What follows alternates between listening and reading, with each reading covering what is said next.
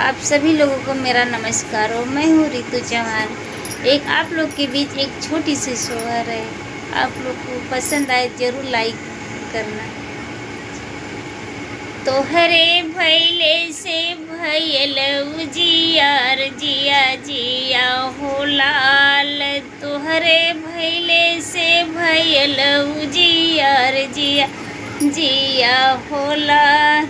बाबा लूटा में दुआरे धेनु गैया, बाबा लूटा में दुआरे धेनु गैया।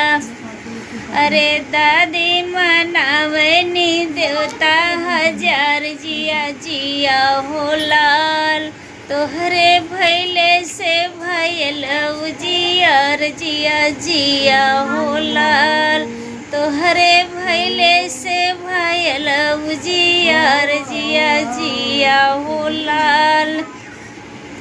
पापा लूटावा नयन धन सोनावा, पापा लूटावा नयन धन सोनावा।